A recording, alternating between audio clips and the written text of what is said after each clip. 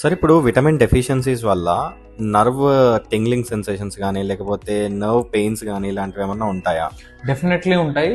So it is very much cautiously followed thing. చాలా జాగ్రత్తగా follow అవ్వాలి. ఏంటంటే విటమిన్ డెఫిషియన్సీస్లో బి విటమిన్ డెఫిషియన్సీ, అందులో వచ్చేసి B6, B9, B12 and vitamin E deficiency and vitamin D deficiency. ఈ డెఫిషియన్సీస్ అన్నిట్లలో కూడా మనకి ఇబ్బందులు ఉంటాయి. విటమిన్ బి డెఫిషియన్సీస్ లో ఏంటంటే నర్వ్ టింగ్లింగ్ కానీ, నర్వ్ నమ్నెస్ కానీ, లేకపోతే మంటలాగా ఉండటం కానీ ఇవన్నీ వస్తూ ఉంటాయి అన్నమాట. అండ్ విటమిన్ ఈ డెఫిషియన్సీలో, విటమిన్ డి డెఫిషియన్సీలో ఏమవుతుంది అంటే నర్వ్ వీక్నెస్ తో పాటు మజిల్ వీక్నెస్ కూడా డెవలప్ అవుతూ ఉంటుంది అనమాట. దాంతో పాటు నర్వ్ పెయిన్, బాగా నొప్పి రావటము, మజిల్ వీక్ అయిపోవటము, ఇటువంటి జరుగుతూ ఉంటాయి. సో వీటి వల్ల మెయిన్ గా ఏంటి అంటే నర్వ్ కి న్యూట్రిషన్, నరానికి అనేది బలం అనేది చేకూరుస్తూ ఉంటుంది అనమాట ఈ విటమిన్స్ అనేవి. సో అవి తగ్గినప్పుడు ఇలాంటి ప్రాబ్లమ్స్ అన్ని వస్తూ ఉంటాయి. So they should be definitely taken care of, especially post partum అంటే డెలివరీ తర్వాత ఉండే ఉమెన్ అండ్ యంగ్ ఏజ్ లో ఉన్న ఉమెన్ అండ్ ఆఫ్టర్ మెనోపాజల్ అంటే నెలసరి ఆగిపోయిన తర్వాత ఉండే ఉమెన్ ఎస్పెషల్లీ ఈ విటమిన్ డెఫిషియన్సీస్ జాగ్రత్తగా